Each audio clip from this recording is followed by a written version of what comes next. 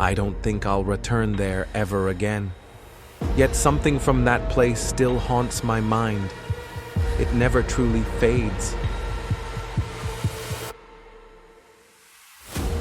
Leo was a freshman at the university.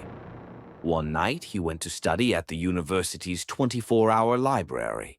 It was oddly quiet. In his section, there was no one. Just as unease started to grow, he spotted someone sitting and reading nearby. The presence made him feel safe enough to continue.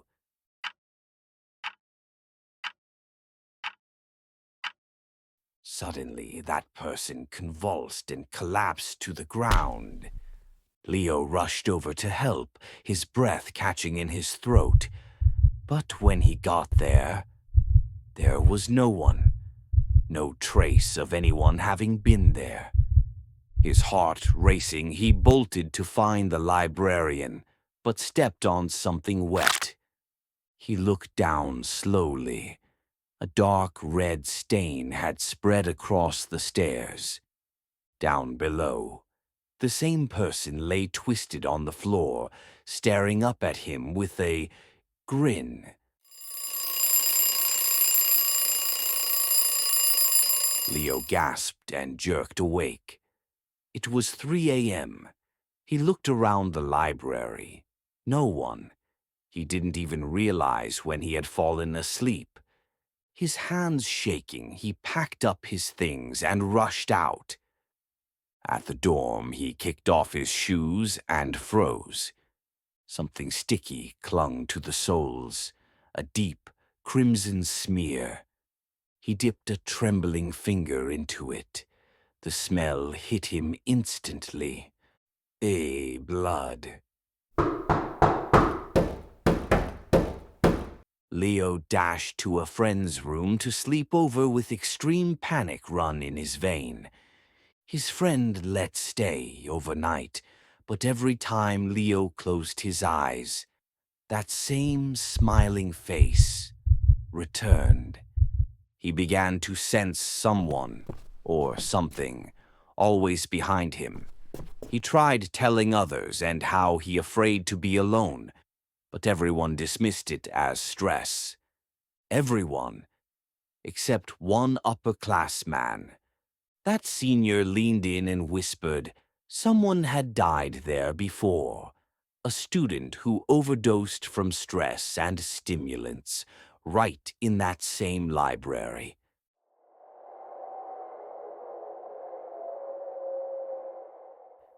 From then on, Leo only visited during the day.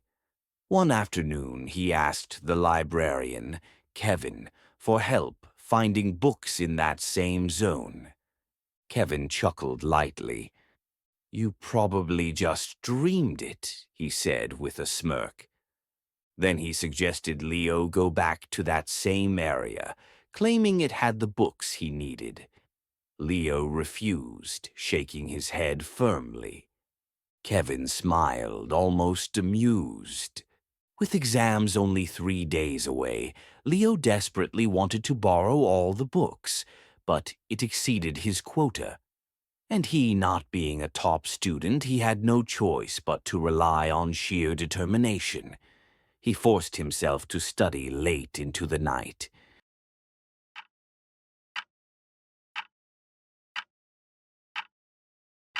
And yet, every time, he caught glimpses of that man just at the edge of his vision. One night, Kevin approached him, offering to buy him coffee. Leo hesitated, then accepted. Kevin seemed genuinely concerned. A noise came from inside Leo's bag. He leaned over, his hands trembling, and opened it. Inside was a severed head. That same man's face, smiling directly at him. Leo screamed and stumbled backward, crashing into Kevin. The hot coffee spilled all over Kevin, who quickly pulled off his shirt in a panic. Leo, breathless, stammered about the ghost he had just seen. Kevin, voice rising in anger, snapped at him. Leo bent down to help him gather the scattered items, but Kevin shoved him aside, scrambling to collect something first. Pills. Kevin pretended nothing had happened, stuffing them into his bag. But Leo noticed. One pill had rolled under the table. He picked it up slowly, suspicion flaring in his gut. Why had Kevin gone for the pills first? Was he sick? Or was it something else? Leo slipped the pill into his pocket. He couldn't stop shaking. That look on Kevin's face. It was more terrifying than any ghost.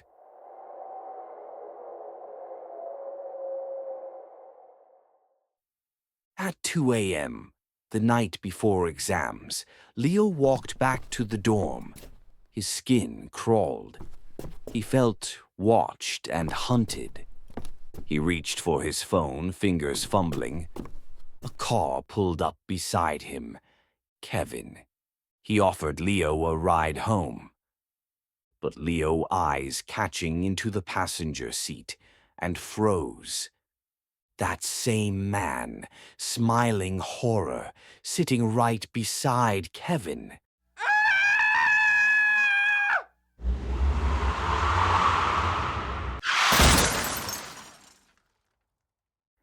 Leo bolted.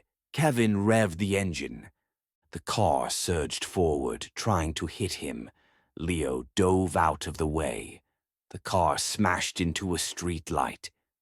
Leo ran for the nearest building, chest heaving. He slipped inside and hid. Kevin roared in rage somewhere nearby. Leo's eyes widened. A breath, soft, steady, echoed right beside his ear.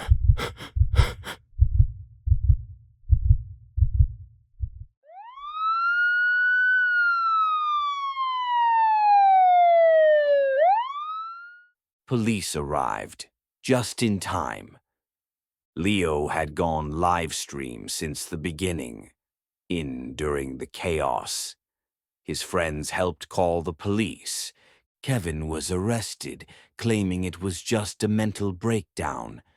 But the pills told another story. The lab confirmed it. Narcotics, mixed with a homemade aphrodisiac.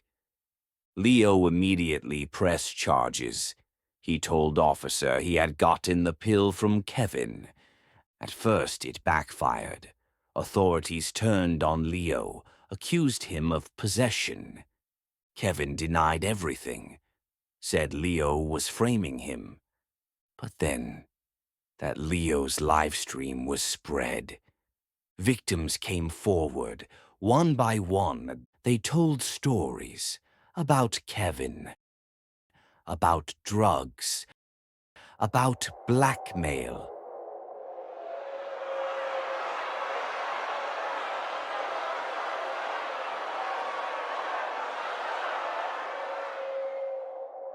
Kevin was sentenced to life in prison with no chance of parole, and in his apartment, officer found remains, more than 5 bodies.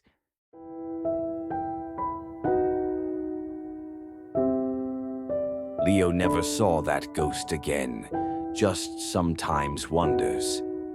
Maybe he wasn't trying to scare me, but he was trying to save me.